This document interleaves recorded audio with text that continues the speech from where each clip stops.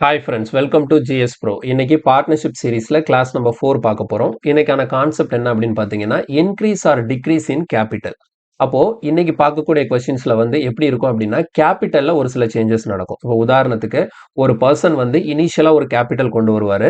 அப்ப அந்த கேபிட்டல்ல கொஞ்ச நாளைக்கு அப்புறம் என்ன பண்ணுவாருன்னா, அதுல ஒரு சில மாடிஃபிகேஷன் பண்ணலாம். என்ன அப்படின்னா, அவர் கொண்டு வந்த கேபிட்டல்ல இருந்து ஒரு சில போர்ஷன் அவர் டிக்ரீஸ் பண்ணலாம். அல்லது கொஞ்சம் கேபிட்டல் வந்து அவர் இதுக்கு முன்னாடி கொண்டு வந்ததை விட கொஞ்சம் காசு கூட போட்டு அவரோட கேபிட்டலை இன்க்ரீஸ் பண்ணலாம். அப்ப இந்த மாதிரி சேஞ்சஸ் வந்து கேபிட்டல்ல நடக்கும்போது அந்த இடத்துல நம்ம எப்படி கொஸ்டினை டீல் பண்றது அப்படிங்கிறத இந்த கிளாஸ்ல நம்ம டிஸ்கஸ் பண்ணலாம். ஓகேங்களா? சரி, இப்ப நம்ம கிளாஸ்க்குள்ள போறதுக்கு முன்னாடி ஒரு முக்கியமான விஷயம், நம்ம சேனல்ல வந்து நம்ம ஜிஎஸ் ப்ரோ சேனலுக்காக புதுசா ஒரு அப்ளிகேஷன் வந்து லான்ச் பண்ணிட்டு இருக்கோம். ஸோ அந்த அப்ளிகேஷன் டவுன்லோட் பண்ணாதவங்க டவுன்லோட் பண்ணிக்கோங்க. அந்த அப்ளிகேஷன்ல உங்களுக்கு நம்ம யூடியூப்ல எடுக்கிற கிளாஸஸ்க்கான நோட்ஸ் வந்து உங்களுக்கு ஃப்ரீயா கிடைக்கும். ஓகேங்களா? ஸோ நம்ம கிளாஸ் நோட்ஸ் வந்து அதுல நீங்க ஃப்ரீயா அவைல் பண்ணிக்கலாம். அட் த சேம் டைம் வந்து நம்ம அட்வான்ஸ் மேத்ஸ்ல ஜாமெட்ரி, மென்சுரேஷன் அண்ட் கோஆர்டினேட் ஜாமெட்ரியை கம்பைன் பண்ணி ஒரு கோர்ஸ் ஒன்னு லைவ்ல போயிட்டு இருக்கு. ஸோ கோர்ஸோட பிரைஸ் வந்து பாத்தீங்கன்னா ஜஸ்ட் 299 தான். ஓகேங்களா? ஸோ ஜாமெட்ரியில உங்களுக்கு கான்செப்ட் எல்லாம் பேசிக்ல இருந்து நீங்க படிக்கணும், எஸ்எஸ்சி அண்ட் ஆர்ஆர்பி ரிலேட்டடா அப்படின்னா இந்த கோர்ஸை நீங்க பர்ச்சேஸ் பண்ணி அதை யூஸ் பண்ணிக்கலாம். ஓகேங்களா? இப்போ நம்ம டைரக்டா கிளாஸ்க்குள்ள போலாம்.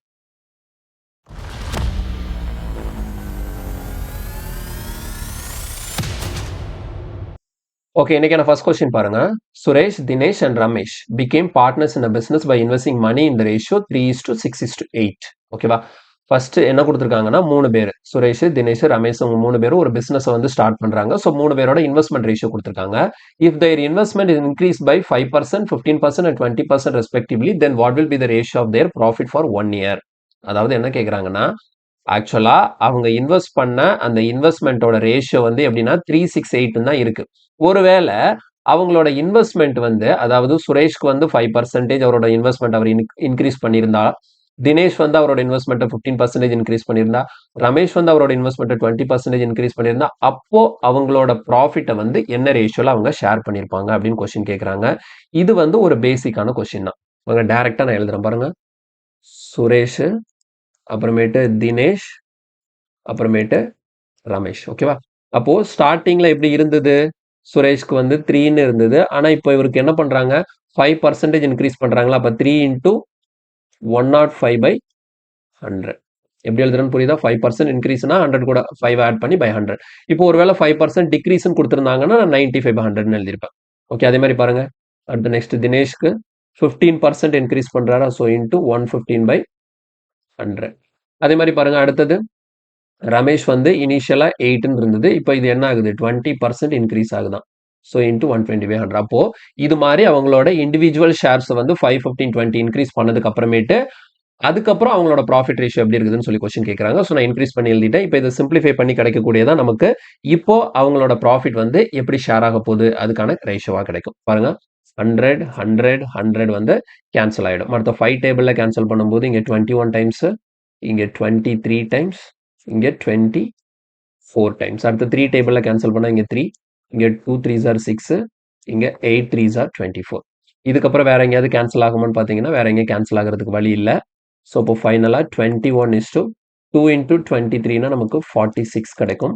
8 8s are 64. So answer is 21, 46 and 64. Option C. இல்லையா?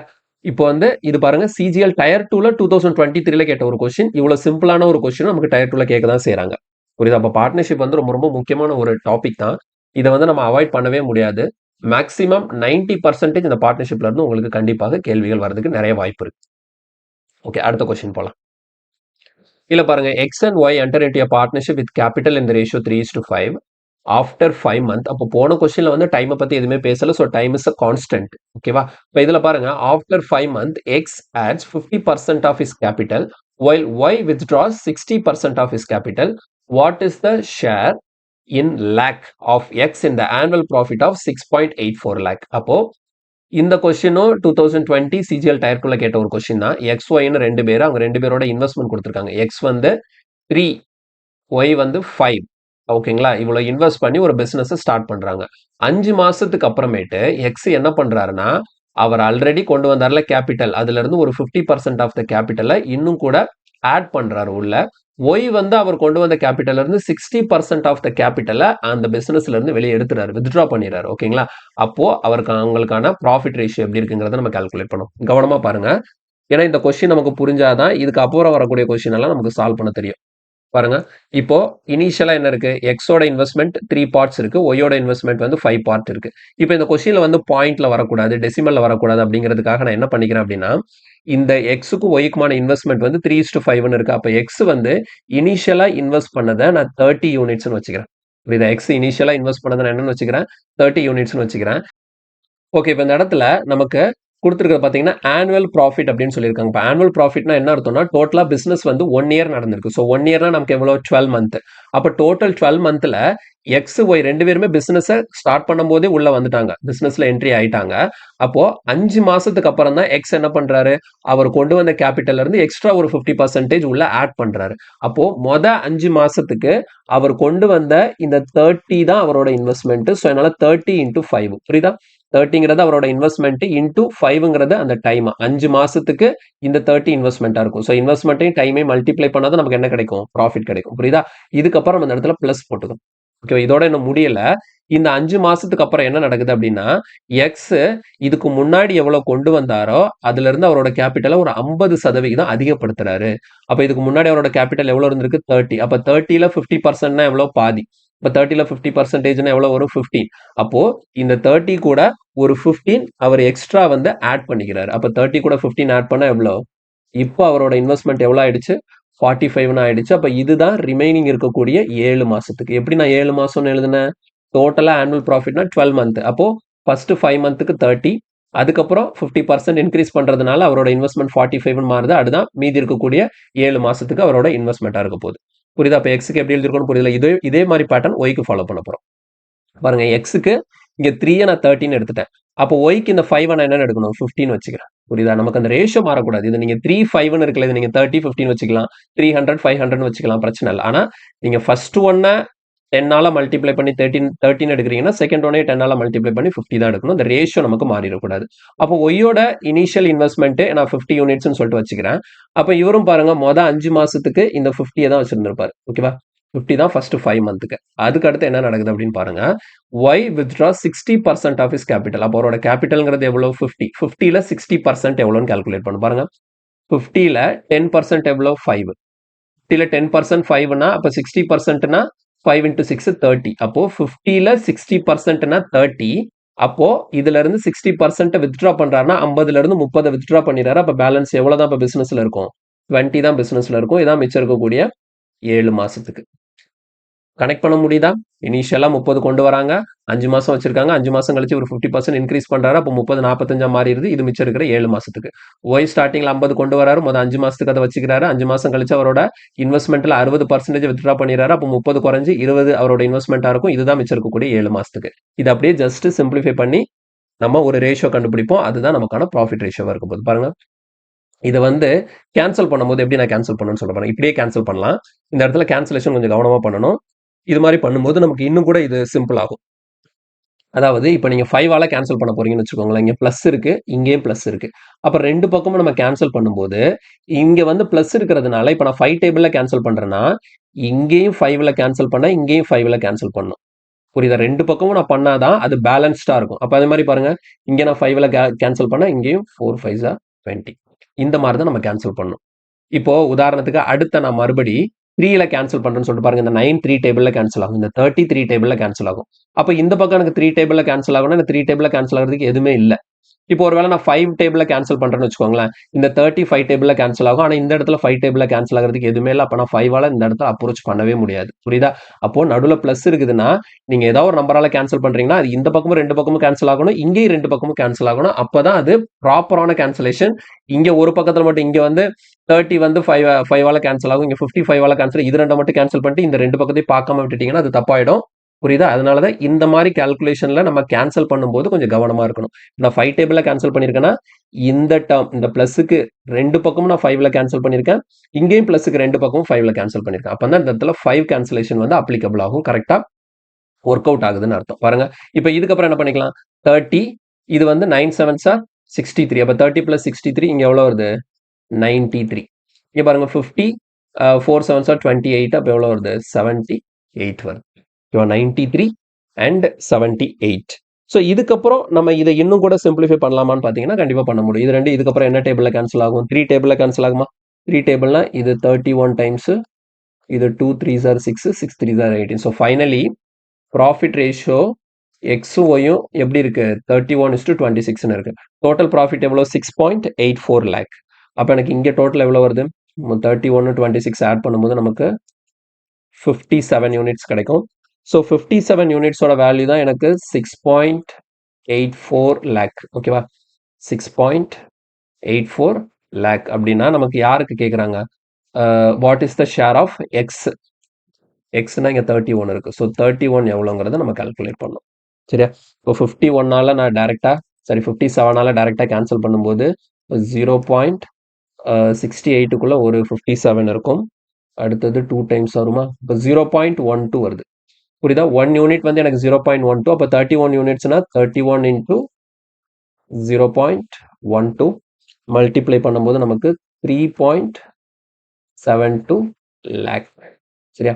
ஸோ கொஸ்டினுக்கான ஆன்சர் வந்து 3.72 ஆப்ஷன் ஏ தான் நமக்கு ஆன்சராக கிடைக்குது.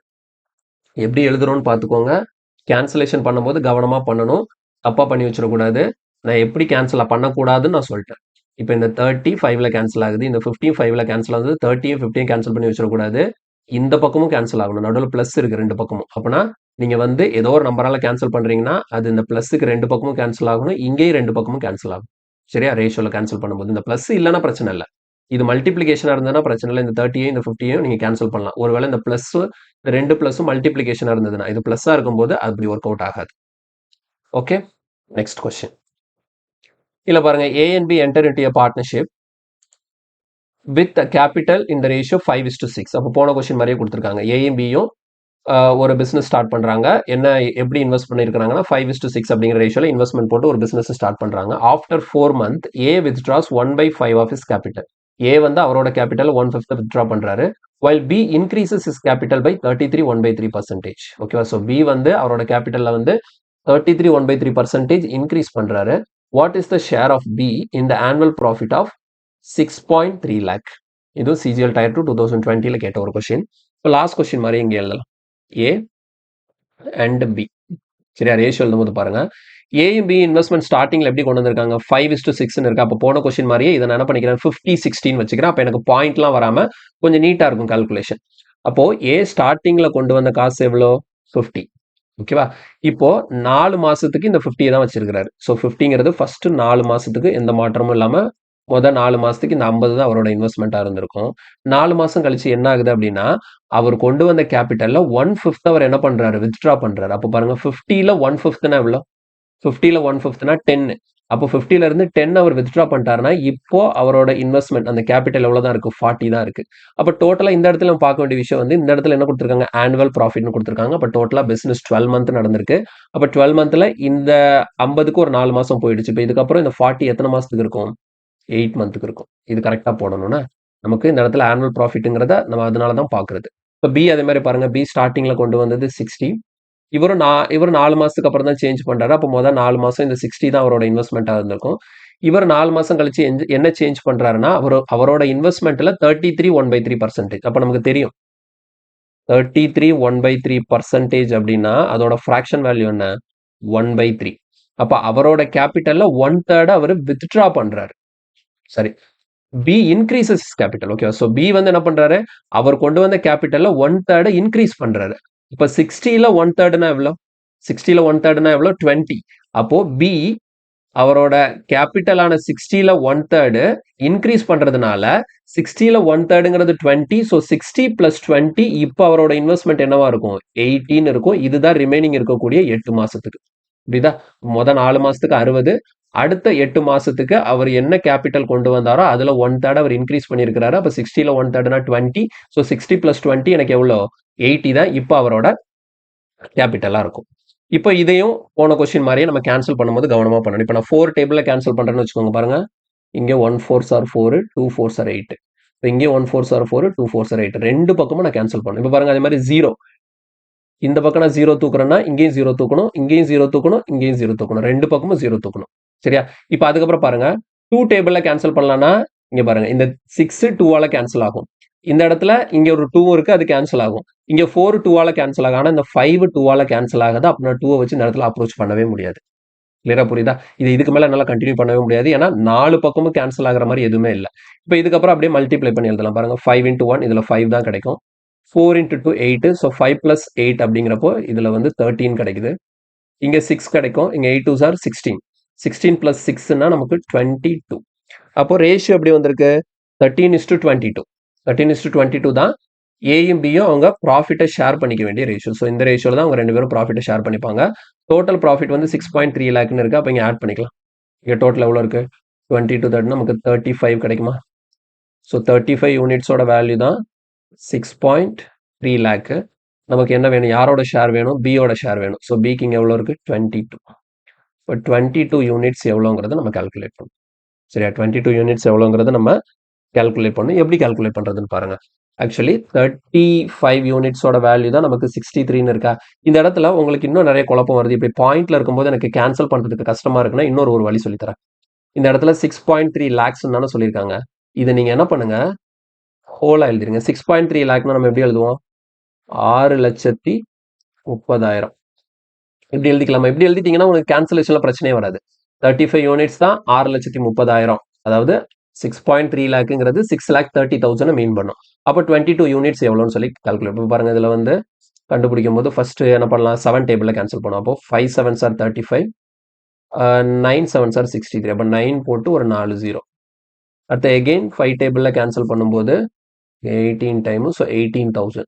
அப்போ 1 யூனிட்டோட வேல்யூ எவ்வளோ? 18,000. அப்போ எனக்கு 22 யூனிட்ஸ் வேணும்னா 22 into 18,000. இது ரெண்டையும் மல்டிப்ளை பண்ணோம்னா நமக்கு 3,96,000 கிடைக்கும். ஸோ இந்த 3,96,000 தான் எனக்கு ஆன்சரு. அப்போ ஆப்ஷன் வச்சு போகும்போது 3,96,000 எப்படி எழுதிக்கலாம்? 3.96 லேக்ஸ்ன்னு எழுதிக்கலாம். ஏன்னா நமக்கு அவங்க கேட்டிருக்கிறது வந்து எப்படி கேட்டிருக்காங்க பாருங்க. What is the share in lakhs of B? ஓகேவா?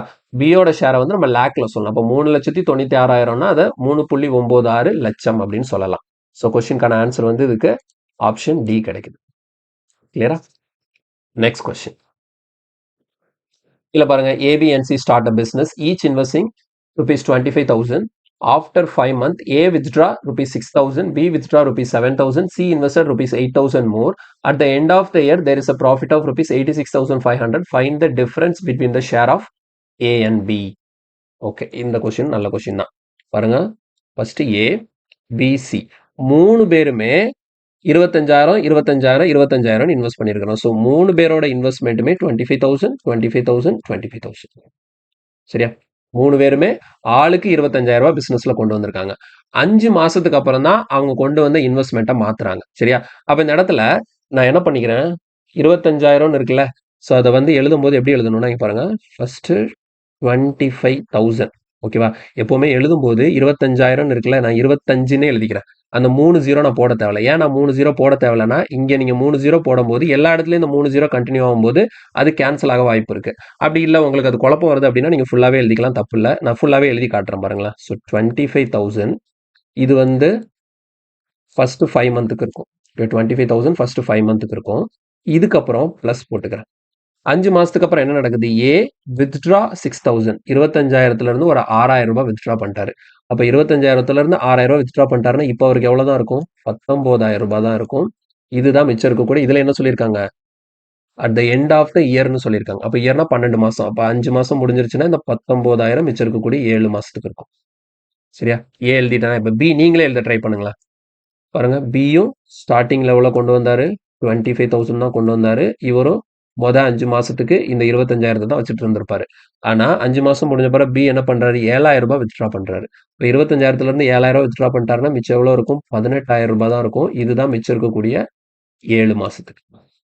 ஸோ சேம் அதே மாதிரி சியும் ஸ்டார்டிங் லெவல கொண்டு வந்தாரு. சேம் 25,000 கொண்டு வந்தாரு. 5 மாசத்துக்கு அந்த 25,000 வச்சு தான் பிசினஸ் பண்ணிட்டு இருந்தாரு.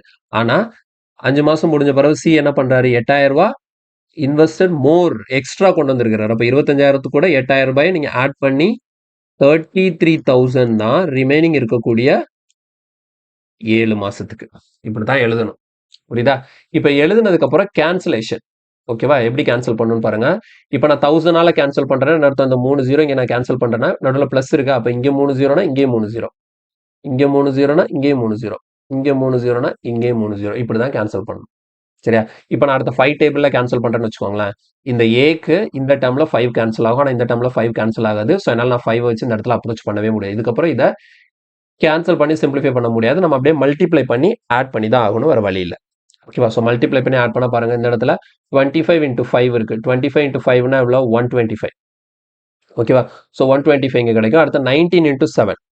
அப்போ 25ஐயும் 5ஐயும் மல்டிப்ளை பண்ணி கிடைக்கக்கூடிய வேல்யூவையும் 19 இன்டூ 7 இது ரெண்டையும் மல்டிப்ளை பண்ணி கிடைக்கக்கூடிய வேல்யூவையும் ஆட் பண்ணி இதில் போடணும். அப்போ இந்த இடத்துல இதுதான் கொஞ்சம் கால்குலேட்டிவா இருக்கும். சரியா? அப்படி நீங்க ஆட் பண்ணி போடும்போது இங்க உங்களுக்கு எவ்வளவு கிடைக்கும்னா 258 கிடைக்கும்.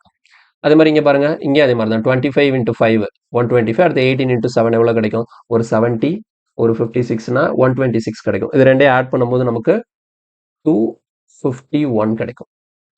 அதே மாதிரி இங்க 25 இன்டூ 5னா ஒரு 125. அடுத்து 33 இன்டூ 7 ரெண்டையும் ஆட் பண்ணும்போது நமக்கு இந்த இடத்துல 356 கிடைக்கும். அப்போ ஃபைனலி ஏபிசி இவங்க 3 பேரும் ப்ராஃபிட் என்ன ரேஷியோல பிரிச்சுக்கணும்?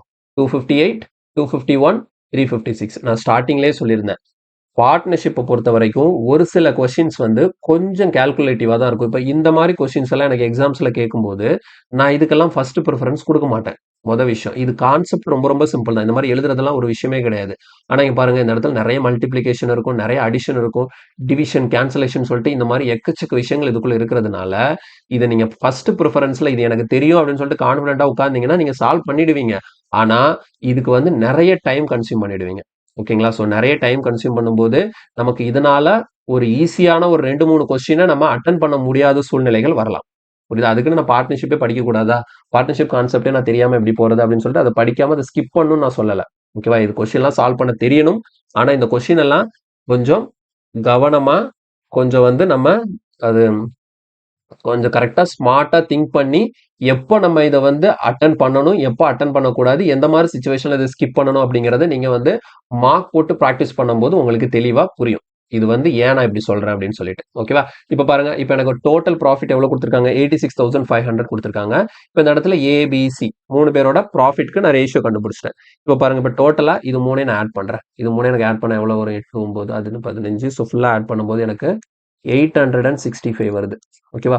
இது 3ஐயும் ஆட் பண்ணும்போது 865 யூனிட்ஸோட வேல்யூ தான் எனக்கு 86,500 அப்படின்னா யாரோட ஷேர் கேட்குறாங்க? Difference between A and B. இந்த ஏக்கும் பிக்குமான டிஃபரன்ஸ் எவ்வளோன்னு சொல்லி கேட்குறாங்க. பாருங்க இங்க 258 இருக்கு, இங்க 251 இருக்கு. அப்போ டிஃபரன்ஸ் எவ்வளோ? 7. இப்போ 7 யூனிட்ஸ் எவ்வளோ? அப்போ 865 யூனிட்ஸ் தான் 86,500னா 1 யூனிட்டோட வேல்யூ எவ்வளோ? 100. 1 யூனிட் 100னா அப்போ 7 யூனிட் எவ்வளோ வரும்? 700. ஸோ கொஸ்டின்கான ஆன்சர் வந்து ஆப்ஷன் சி 700. கிளியரா? நார்மலா கண்டிப்பா நான் சொல்றேன். இந்த கொஸ்டின் சால்வ் பண்றதுக்கு உங்களுக்கு 1 நிமிஷம் 1 நிமிஷத்துல இருந்து 2 நிமிஷம் வரைக்கும் உங்களுக்கு கண்டிப்பா டைம் எடுக்க தான் செய்யும். நீங்க ரொம்ப வேகமா கால்குலேட் பண்றீங்கன்னா வேணா ஒரு 1 1/2 நிமிஷத்துக்குள்ள நீங்க முடிக்கலாம். அதர்வைஸ் நீங்க கால்குலேஷன்ல கொஞ்சம் வீக்கா இருக்கீங்க அப்படிங்கிற பட்சத்துல இது கண்டிப்பா 2 நிமிஷம் ஆக்கிடுவீங்க. ஒரு கொஸ்டினுக்கு 2 நிமிஷம் எடுக்கிறீங்க அப்படின்னா கொஞ்சம் கவனமா தான் பண்ணணும். எஸ்எஸ்சியை பொறுத்த வரைக்கும் ரயில்வேக்கு பிரச்சனை இல்ல. ரயில்வேல டைம் பெரிய ரோல் ப்ளே பண்ண போறதே கிடையாது. நீங்க ஆனா எஸ்எஸ்சி எக்ஸாம் போறீங்கன்னா உங்களுக்கு டைம் ரொம்ப ரொம்ப முக்கியம். எல்லா கொஸ்டினையும் ஈஸியான கொஸ்டின் எல்லாம் அட்டன் பண்ணிட்டு தான் இந்த மாதிரி கொஸ்டின்ஸ்க்கெல்லாம் நம்ம இம்பார்ட்டன்ஸ் கொடுக்கணும். இன்னும் இல்லை இது மாதிரியே இன்னும் கொஞ்சம் கால்குலேட்டிவான கொஸ்டின்ஸ் எல்லாம் பின்னாடி வருது. ஓகேவா? ஸோ பார்ட்னர்ஷிப்ல வந்து அந்த இடத்துல மட்டும் கவனமா இருக்கணும். ஈஸியான டாபிக்ல தான் அவங்க வந்து கஷ்டமா கால்குலேஷன் வர மாதிரி கொஸ்டினை வைப்பாங்க. ஓகேவா? ஏன்னா அது எல்லாரும் படிச்சிருப்பாங்க. அந்த இடத்துல அப்போதைக்கு அது மாதிரி ஒரு ட்ராப் மாதிரி இதாயிடும். அதுல யார் மாட்டினாங்களோ அவங்க கண்டிப்பா மற்ற எல்லாரையும் விட 2 கொஸ்டின் 3 கொஸ்டின் கம்மியா போடுறதுக்கு நிறைய சான்சஸ் இருக்கு. அதனால இந்த மாதிரி ட்ராப்ல நம்ம சிக்கிடக்கூடாது. ஓகே, சரி அடுத்த கொஸ்டின் போலாம். இல்ல பாருங்க. A and B entered into a partnership at the beginning of the year by investing their capital in the ratio 2/3 and 3/9. After 4 months, A reduces his capital by 25%, B increases his capital by 25%. What was B ஓட share in lakh in the annual profit of 57.2 lakh? So ICAR mains 2023ல கேட்ட question எப்படி பண்றதுன்னு பார்க்கலாம். First of all எனக்கு A and B ஓட investment வந்து ஃபிராக்ஷன்ல இருக்கு. அதை ஃபர்ஸ்ட் நார்மலா மாத்தலாம். பாருங்க ஏக்கும் பிக்கும் அவங்க ஃபர்ஸ்ட் கொடுத்த இன்வெஸ்ட்மெண்ட் வந்து எப்படி இருக்குன்னா 2/3:3/9 ரேஷியோல தான் 2 பேரும் இன்வெஸ்ட்மெண்ட் பண்ணியிருக்காங்களா. இதை நான் சிம்பிளிஃபை பண்ணும்போது பாருங்க 3 டேபிள் இங்கே கேன்சல் பண்ணும்போது 3, இந்த 3க்கு இங்கே கேன்சல் பண்ணும்போது 1. ஆட்டோமேட்டிக்காக இது எப்படி இருக்கு? 2:1ங்கிற ரேஷியோல இருக்கு. புரியுதா? 2:1 அப்படிங்கிற ரேஷியோல இருக்கு. அப்ப நான் என்ன பண்ணிக்கிறேன் அப்படின்னா, இது 2:1ன்னு இருக்கா? ஸோ ஏயோட இன்வெஸ்ட்மெண்ட்டை இதா இருக்கா? 2:1ன்னு இருக்கு. இப்ப இந்த இடத்துல பாருங்க 4 மாசம் கழிச்சு ஏ என்ன பண்றாரு? அவரோட கேபிட்டல 25% குறைக்கிறார். அப்ப இந்த மாதிரி 25% நான் கால்குலேட் பண்றதுக்கு பாயிண்ட் வராம இருக்கணும் அப்படிங்கிறதுக்காக ஏக்கும் பிக்கும் இன்வெஸ்ட்மெண்ட் 2:1 ரேஷியோல தான் இருக்கணும். அப்ப நான் என்ன பண்ணிக்கிறேன்னா, ஏயோட இன்வெஸ்ட்மெண்ட்டை 200ன்னும் இல்ல எழுதுறேன் பாருங்க. ஏயோட இன்வெஸ்ட்மெண்ட்டை 200ன்னும் பியோட இன்வெஸ்ட்மெண்ட்டை 100ன்னு எடுத்து பண்றேன். சரி, நமக்கு ரேஷியோ 2:1 அதே தான் மெயின்டைன் ஆக போகுது. அதுல எந்த பிரச்சனையும் கிடையாது.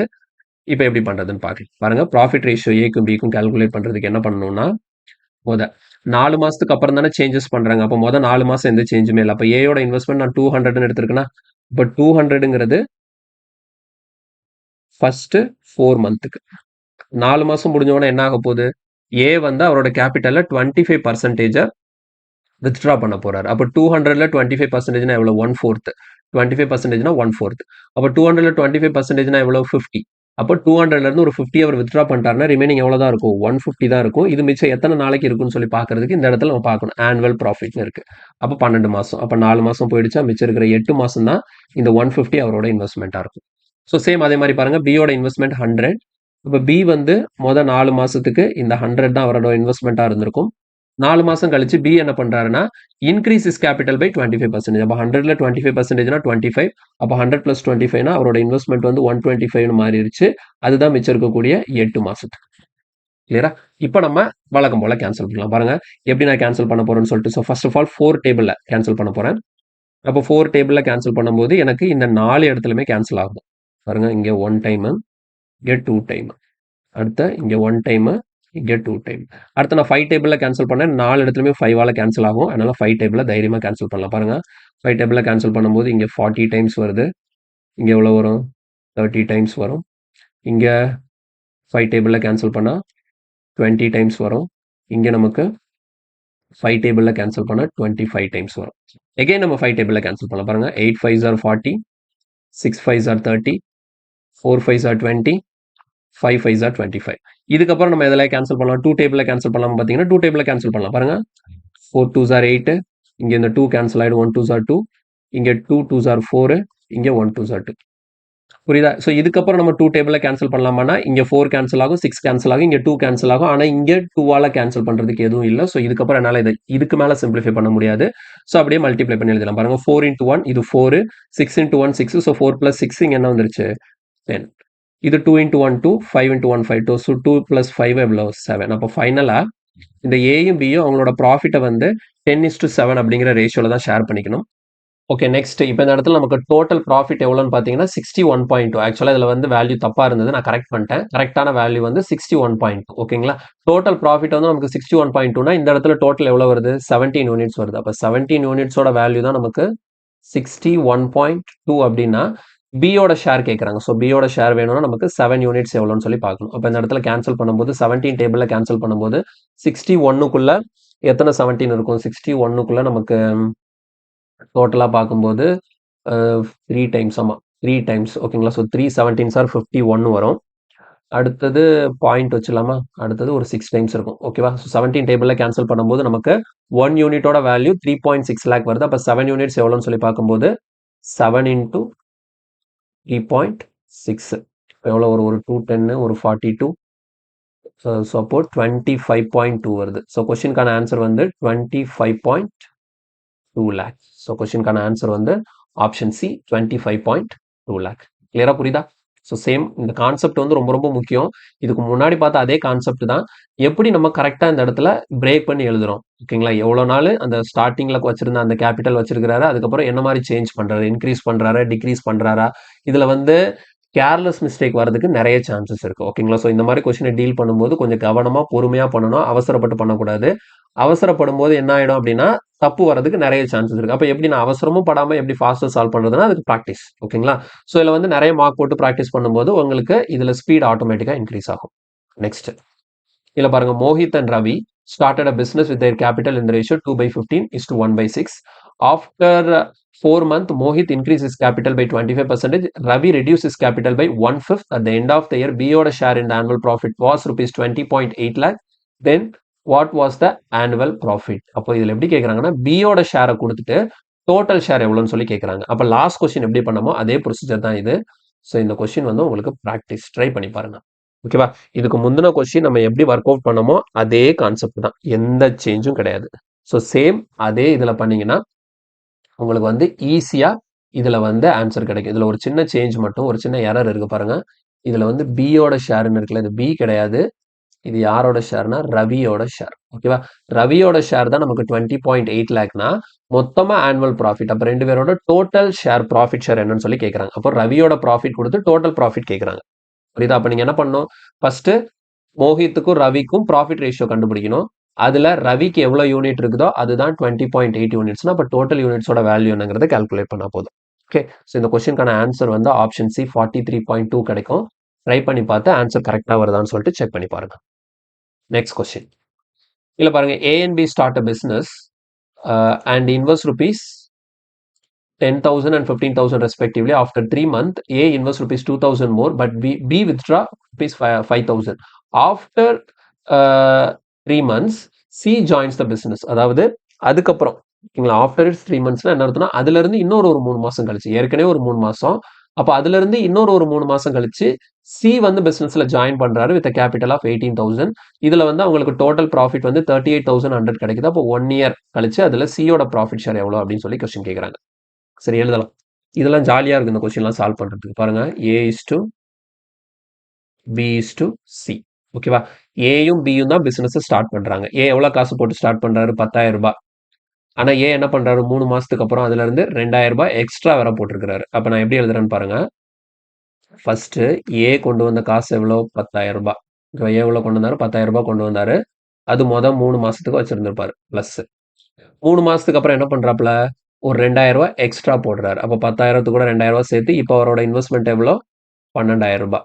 சரி, ஓகே, மொத்தமா 1 இயர்னு சொல்லி கொடுத்தாச்சு. அப்போ 3 மாசம் போக மிச்சம் 12,000 ரூபாய் எத்தனை மாசத்துக்கு வச்சிருந்திருப்பாரு? மீதி இருக்கக்கூடிய 9 மாசத்துக்கு இந்த 12,000 ரூபாய் வச்சிருந்திருப்பாரு. அதே மாதிரி அடுத்து பாருங்க, பிக்கு. பி ஸ்டார்டிங்ல எவ்வளவு கொண்டு வந்தாங்க? 15,000 ரூபாய் கொண்டு வந்தாங்க.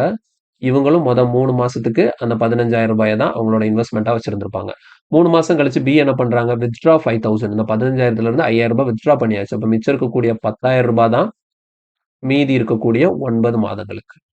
சரியா? இப்ப சி வந்து எப்ப வராரு அப்படின்னா, ஏ ஸ்டார்ட் பண்ணி 3 மாசம் கழிச்சு இந்த சேஞ்ச் எல்லாம் பண்ணி அங்கிருந்து இன்னொரு 3 மாசம் கழிச்சு, அப்ப ஸ்டார்டிங்ல இருந்து மொத்தமா 6 மாசம் கழிச்சு தான் யாரு வரா? சி வராங்க. அப்போ மொத்தம் ஒரு வருஷத்துல மொத்தம் ஸ்டார்டிங் 6 மாசத்துக்கு அப்புறம் தான் சி வராங்கன்னா அப்ப சி வந்து 6 மாசம் தான் பிசினஸ்ல இருந்திருக்கிறாங்கன்னு அர்த்தம். ஓகேவா? அப்ப சி வந்து கொண்டு வந்த காசு எவ்வளவு? 18,000 ரூபாய். அது இன்டூ எத்தனை மாசத்துக்கு தான்? 6 மந்த்துக்கு தான். கிளியரா புரியுதா? இப்ப இந்த மாதிரி எழுதியாச்சு.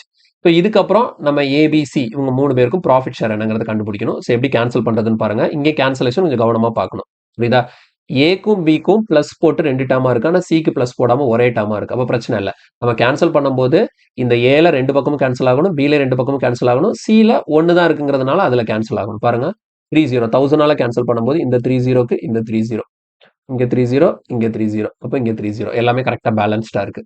இதுக்கப்புறம் நான் 3 டேபிள்ல கேன்சல் பண்ண போறேன். பாருங்க, இங்க 3 டேபிள்ல கேன்சல் பண்ணா 1 டைம், இங்க 3 டேபிள்ல கேன்சல் பண்ணா 3 டைம், இங்க 1 டைம், இங்க 3 டைம், இங்க என்னது 2 டைம் வரும்.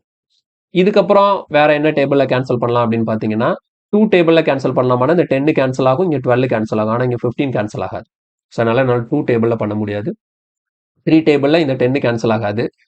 அடுத்து வேற எதுலையுமே பண்ண முடியாது. இதுக்கப்புறம் அவ்வளவுதான். இதுக்கப்புறம் மல்டிப்ளை பண்ணி எழுத வேண்டியதான். பாருங்க, இங்க 10 into 1 10 இருக்கு, இங்க 12 into 3 36, 10 plus 36 எவ்வளவு வந்துரும்? 46 வந்துரும். இங்க 15, 10 into 3 30, 15 plus 30 45. இங்க பாருங்க, 18 into 2 36. இதுக்கப்புறம் இதை சிம்பிளிஃபை பண்ண முடியுமா அப்படின்னு பாத்தீங்கன்னா 2 டேபிள்ல 45 போகாது, 3 டேபிள்ல 46 போகாது. ஸோ இதுக்கப்புறம் இதை சிம்பிளிஃபை பண்ண முடியாது. அப்ப இதுதான் ஏபிசிக்கான ப்ராஃபிட் ரேஷியோ. நமக்கு வந்து என்ன கொடுத்துருக்காங்க? டோட்டல் ப்ராஃபிட் வந்து 38,100 கொடுத்துருக்காங்க. அப்ப இங்க ஆட் பண்ணுவோமா? 46, 45 ரெண்டே ஆட் பண்ணா 91 கிடைக்கும். 91, 97, 127. ஸோ டோட்டலா 127 யூனிட்ஸோட வேல்யூ தான் எனக்கு 38,100. நமக்கு யார் கேட்டிருக்காங்க? ஃபைண்ட் சியோட ப்ராஃபிட் கேட்டிருக்காங்க. இங்க சிக்கு எவ்வளவு இருக்கு? 36. ஸோ 36 யூனிட்ஸ் எவ்வளோங்கிறது நம்ம கால்குலேட் பண்ணா போதும். பாருங்க, கேன்சல் பண்ணும்போது 127 டைரக்டா கேன்சல் பண்ணா இது 3 டைம்ஸ். ஸோ 300. 1 யூனிட்டோட வேல்யூ 300னா இப்போ 36 யூனிட்ஸ் எவ்வளோன்னு பார்க்கறதுக்கு 36 இன்டூ 300 ரெண்டையும் மல்டிப்ளை பண்ணும்போது நமக்கு எவ்வளோ கிடைக்கும் 10,800. ஸோ கொஸ்டினுக்கான ஆன்சர் வந்து ஆப்ஷன் பி 10,800 தான் நமக்கு ஆன்சராக கிடைக்கும். புரியுதா? ஸோ சூப்பர் கொஸ்டின் இது. எப்படி கனெக்ட் பண்ணி கரெக்டாக பிரித்து எழுதி கரெக்டாக கேன்சல் பண்ணி எழுதிட்டீங்கன்னா வேலை முடிஞ்சுது. இதுதான் இதில் இருக்கக்கூடிய பெரிய டாஸ்கே. நெக்ஸ்ட் கொஸ்டின் போகலாம். அடுத்த கொஸ்டின் பாருங்க. Ajay and Vijay started a business and invest rupees 4,500 and 3,000 respectively after 9 months. Each of them decrease their capital to 30% and Satyam joins. இதுல வந்து முக்கியமா பார்க்கக்கூடிய பாயிண்ட் என்ன அப்படின்னா ஈச் ஆஃப் தெம். இதுல வந்து பாருங்க கொஸ்டின்ல வந்து சில பிரிண்டிங் மிஸ்டேக் எல்லாம் இருக்கு. இதுல வந்து ஈச் ஆஃப் தெம்னா ரெண்டு பேரும் each of them decrease their capital 230% இருக்கு. இதுல இந்த பாயிண்ட் ரொம்ப ரொம்ப முக்கியம். இந்த ப்ரிப்போசிஷன் இது மாறும்போது கொஸ்டினுக்கான அர்த்தமே மாறிடும். ஓகேவா? Each of them decrease their capital 230%. இப்போ ரெண்டு விஷயம் நான் சொல்றேன் பாருங்களேன். கீழே எழுதுறேன். இந்த வார்த்தையை புரிஞ்சுக்கிறது வந்து ஃபர்ஸ்ட் புரிஞ்சுக்கிட்டாதான் அடுத்த என்ன நடக்குதுங்கிறது தெரியும். இப்போ இந்த இடத்துல ஒரு வார்த்தை எழுதுறேன் பாருங்க. இப்போ ஒருத்தர் வந்து decrease his capital, decrease his capital 230% இருக்கு. இன்னொரு வார்த்தை அதே தான், டிக்ரீஸ்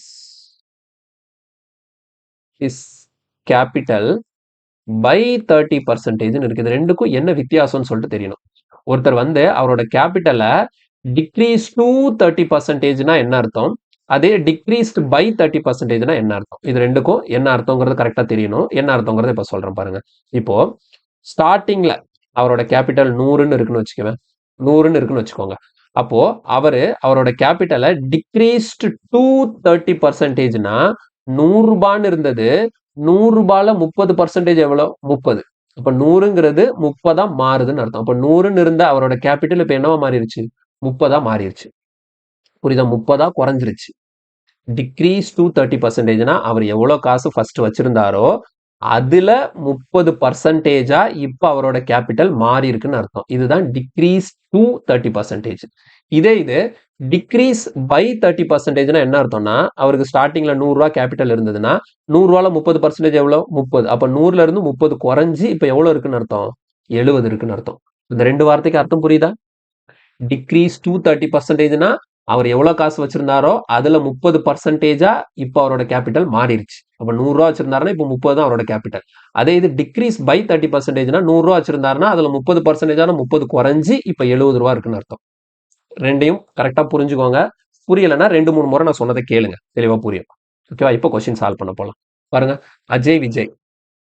ஓகேவா? அஜய் அப்புறமேட்டு விஜய். அஜய் 4500 ரூபா கொண்டு வராரு, விஜய் 3000 ரூபாய் கொண்டு வராரு. 9 மாசத்துக்கு அப்புறம் தான் இந்த சேஞ்ச் அவங்க ரெண்டு பேரும் பண்றாங்க. அதுக்கப்புறம் சத்தியம்னு ஒருத்தர் இருக்கிறாரு, அவர் வேற வராரா? அப்ப இந்த இடத்துல கொஞ்சம் தள்ளி எழுதிப்போம். சரியா? அஜய் விஜய் சத்தியம் மொத்தம் 3 பேர் இருக்கிறாங்க. அஜய் விஜய் சத்தியம் என்ன? ஓகே, ஸோ ஃபர்ஸ்ட் அஜய்க்கு எழுதலாம். இஃப் ஆஃப்டர் 1.5 year டோட்டல் ப்ராஃபிட்னு சொல்லியிருக்காங்க. இப்போ இந்த இடத்துல இந்த பாயிண்ட்டை மறந்துடக்கூடாது. எப்பவுமே ஆனுவல் ப்ராஃபிட் 1 yearன்னு சொல்லி கொடுத்துருப்பாங்க. இந்த இடத்துல 1.5 yearன்னு இருக்கு. ஸோ 1.5 yearனா மொத்தம் எத்தனை மாசம்? டோட்டலா பிசினஸ் 18 மாசம் நடந்திருக்கு. அதை மைண்ட்ல தெளிவா வச்சுக்கணும். அப்ப அஜய் வந்து ஸ்டார்டிங்ல எவ்வளவு காசு கொண்டு வந்திருக்கிறாரு? 4500 ரூபாய் கொண்டு வந்திருக்கிறாரு. இதை 9 மாசத்துக்கு எதுவுமே பண்ணல, அப்படியே வச்சிருந்திருக்கிறாரு. புரியுதா? 9 மாசத்துக்கு அப்புறம் தான் என்ன பண்றாரு அஜய்? அவரோட கேபிட்டலை டிக்ரீஸ் தேர் கேபிட்டல். ரெண்டு பேருமே, இந்த அஜய் விஜய் ரெண்டு பேருமே அவங்க கேபிட்டல் என்ன பண்றாங்க? Decrease their capital to 30%. அப்ப 4500 ரூபா அவங்களோட கேபிட்டல் அப்படின்னா இந்த 4500 ரூபா எப்படி மாறுது? 4500 ரூபால 30% என்னவோ அதுவா மாறிடுது. அப்ப டிக்ரீஸ் டூனா என்ன சொன்னேன்? 100 ரூபானா 100 ரூபால 30% எவ்வளவு? 30. அப்ப 100ங்கிறது 30 மாறுது. அப்ப 4500 ரூபால 30% எவ்வளவு? 4500 ரூபால ஃபர்ஸ்ட் 10% எவ்வளவு? 450. 4500 ரூபால 10%னா 450. அப்ப 450 இன்டூ 3 போட்டா எனக்கு 30% கிடைச்சிடும். அப்போ 450 இன்டூ 3னா நமக்கு எவ்வளவு? 1350.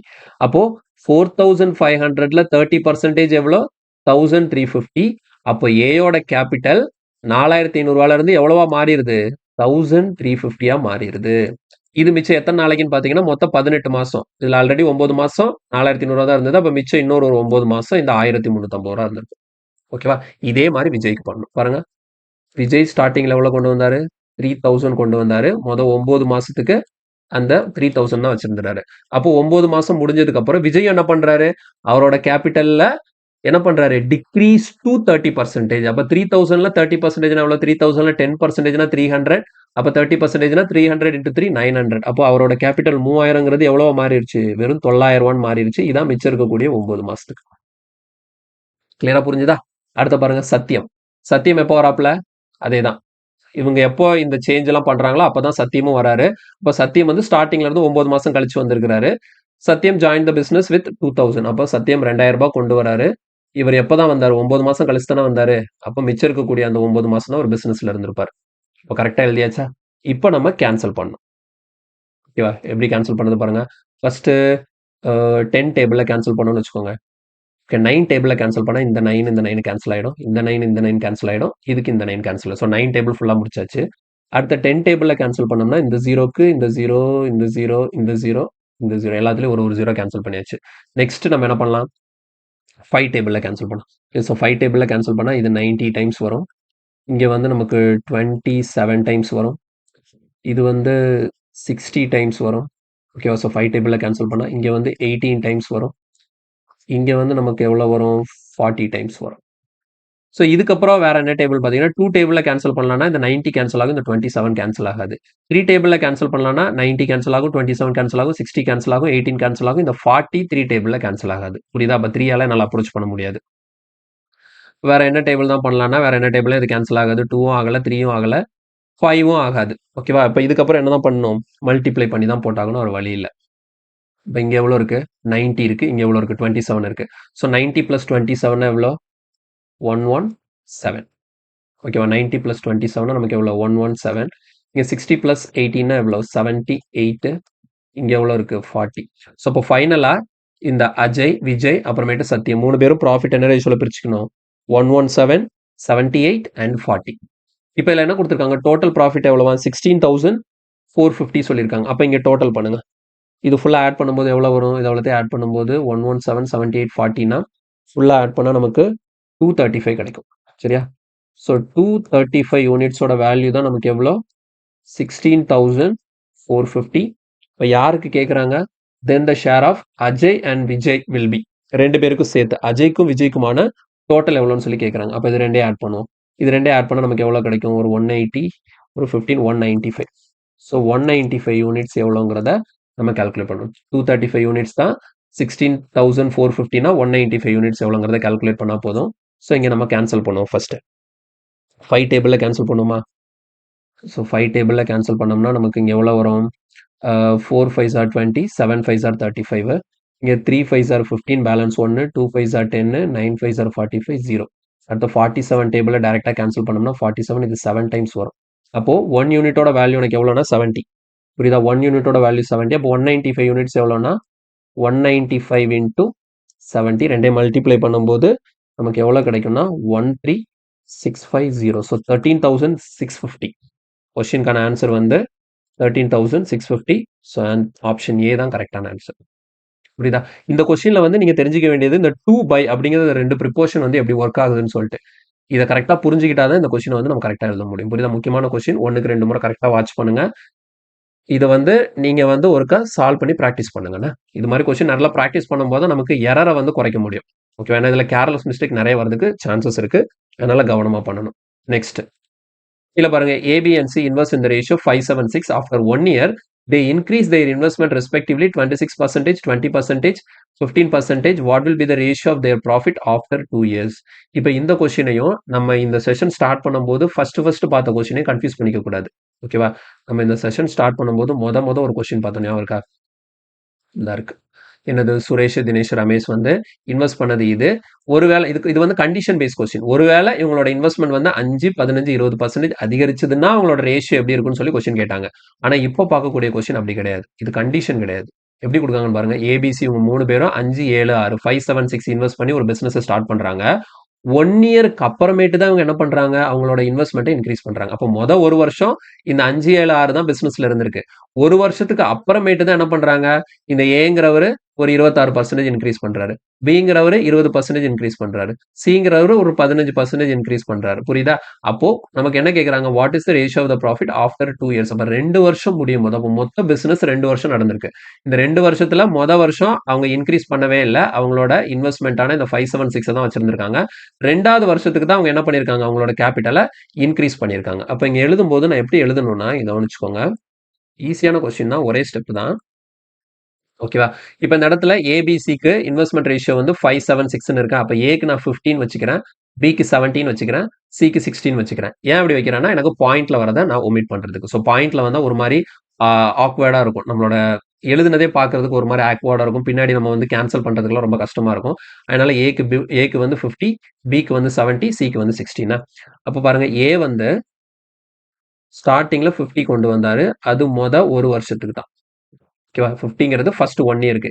இந்த இடத்துல வந்து நான் மந்த்துக்கு மாத்த தேவையில்ல. ஏன் மாத்த தேவையில்லன்னா, இங்க வந்து அவங்க பண்ணக்கூடிய சேஞ்ச் ஆஃப்டர் 1 இயர் அப்படின்னு சொல்றதுனால, மொத்தம் 2 வருஷத்துல 1 வருஷம், அடுத்த 1 வருஷம்னு சொல்லிட்டே வச்சுக்கலாம். இப்போ 3 மந்த்துக்கு அப்புறம், 4 மந்த்துக்கு அப்புறம்னு சொல்லும்போது, அப்ப அந்த இடத்துல மந்த்துக்கு மாத்தி பண்ணுவேன். இது ஃபுல்லாவே இயர்ல இருக்கிறதுனால, இத இயர வச்சு டீல் பண்ணலாம். ஸோ 50 இன்டூ 1ன்னா என்ன அர்த்தம்? இந்த 50ங்கிற இன்வெஸ்ட்மென்ட் 1 வருஷம் இருந்திருக்கு. So plus.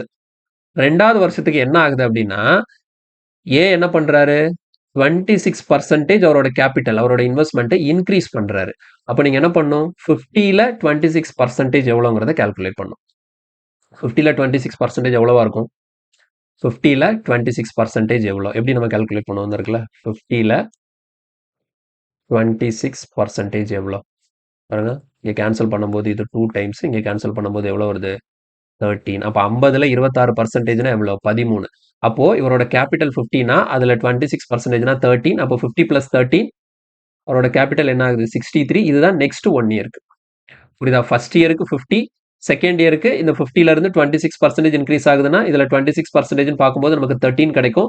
ஸோ 50 பிளஸ் 13 63 தான் ஃபார் த செகண்ட் இயருக்கு அவருக்கான இன்வெஸ்ட்மெண்ட். சரி, அதே மாதிரி பி பண்ணுங்க. பி ஃபர்ஸ்ட் இயர் எவ்வளோ? 70. இது ஒரு வருஷத்துக்கு. செகண்ட் இயர் என்ன பண்றாரு? இவரு 20% இன்க்ரீஸ் பண்றாரு. அப்ப இதுல 10%னா 7, 20%னா 14. இப்ப 70 பிளஸ் 14னா எவ்வளோ? 84 for the second year. So same C அதே மாதிரி. ஃபர்ஸ்ட் இயருக்கு 60.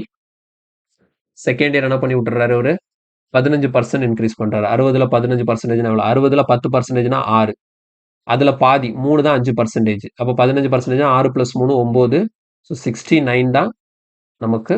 இப்போ 60ல 15% எவ்வளோன்னு பார்க்கும்போது 9. அப்போ 60 plus 9 69 for the second year. இப்படி எழுதியாச்சா? இப்போ இதுக்கப்புறம் அப்படியே நம்ம சிம்பிளிஃபை பண்ணி போட வேண்டியதான். பாருங்க, இது வந்து கேன்சல் பண்ண முடியுமானா கேன்சல் ஆகாது. ஓகேங்களா? ஸோ எங்க பார்த்தாலும் ஏதாவது ஒன்று தடுக்கும். அதனால அப்படியே மல்டிப்ளை பண்ணி போடலாம். இங்க வந்து 50 பிளஸ் 63. 50 பிளஸ் 63னா எவ்வளோ வரும்? 113.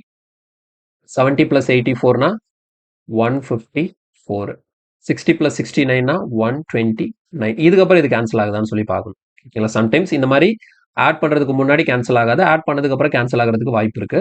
ஸோ இப்போ இந்த இடத்துல இப்படி கேன்சல் ஆகுமான்னு பார்த்தீங்கன்னா, அதுவும் கேன்சல் ஆகிறதுக்கு வாய்ப்பு இல்லை. ஓகேவா? சரி. அப்போ நமக்கு ஆன்சர் வந்து ஆப்ஷன் டி 113, 154 அண்ட் 129. கிளியரா? ஓகே. இதோட நமக்கு இந்த கான்செப்ட் முடியுது. ஸோ இன்னைக்கு பார்த்த கொஸ்டின் எல்லாமே ரொம்ப ரொம்ப இம்பார்ட்டன்டான கொஸ்டின். அதனால இது எல்லாத்தையுமே நீங்க ஃபுல்லா பார்த்துட்டு, எகைன் இதுல இருக்கக்கூடிய கொஸ்டின் எல்லாம் நீங்க உங்க ஓனா சால்வ் பண்ணி பார்த்தீங்கன்னா, இதுல இருக்கக்கூடிய கான்செப்ட் வந்து இன்னும் கூட உங்களுக்கு நல்லா கிளியரா புரியும். ஓகேவா? ஸோ ஏதாவது டவுட் இருந்ததுன்னா மறக்காம கமெண்ட்ல வந்து போடுங்க. நான் அது ரிப்ளை பண்றேன். வீடியோ பிடிச்சிருந்தா லைக் பண்ணுங்க. உங்க ஃப்ரெண்ட்ஸ் எல்லாருக்கும் ஷேர் பண்ணுங்க. மறக்காம நம்ம சேனலுக்கு சப்ஸ்கிரைப் பண்ணி சப்போர்ட் பண்ணுங்க. நெக்ஸ்ட் வீடியோல இன்னொரு கான்செப்ட்டோட உங்களை மீட் பண்றேன். Thank you.